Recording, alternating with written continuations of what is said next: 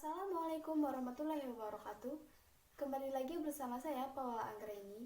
Di sini saya ingin menjelaskan tentang pedoman umum ejaan bahasa Indonesia, yaitu pemakaian tanda baca dan penulisan unsur serapan.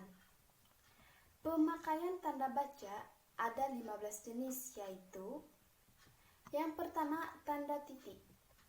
Tanda titik biasanya dipakai pada akhir kalimat pernyataan. Contohnya, mereka duduk di sana. Titik itu adalah akhir dari kalimat pernyataan.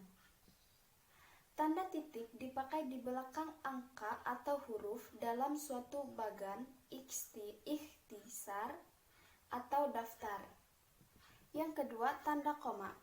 Tanda koma dipakai di antara unsur-unsur dalam suatu pemerincian atau pembilangan. Contohnya, telepon seluler, komputer, atau internet bukan barang asing lagi. Tanda koma dipakai sebelum kata penghubung, seperti tetapi, melainkan, dan sedangkan dalam kalimat majemuk atau setara. Yang ketiga, tanda titik koma dapat dipakai sebagai pengganti kata penghubung atau memisahkan kalimat setara yang satu dari kalimat setara yang lain di dalam kalimat majemuk. Yang keempat, tanda titik dua. Tanda titik dua dipakai pada akhir suatu pernyataan lengkap yang diikuti pemerincian atau penjelasan.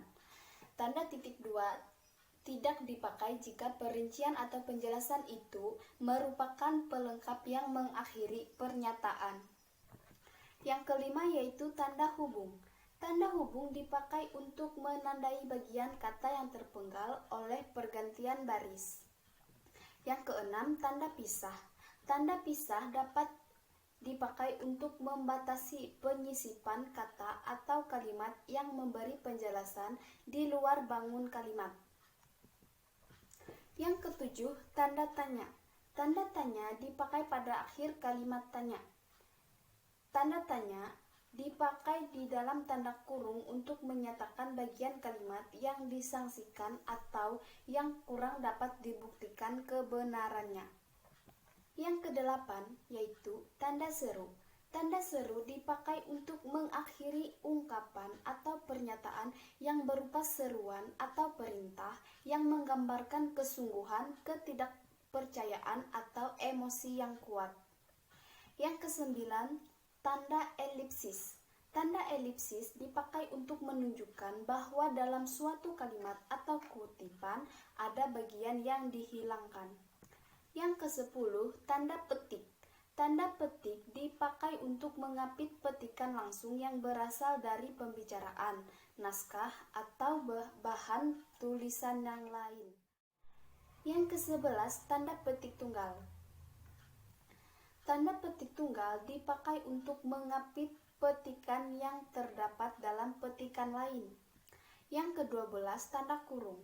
Tanda kurung dipakai untuk mengapit tambahan keterangan atau penjelasan.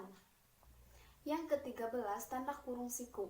Tanda kurung siku dipakai untuk mengapit huruf, kata, atau kelompok kata sebagai koreksi atau tambahan atas kesalahan atau kekurangan di dalam naskah asli yang ditulis oleh orang lain.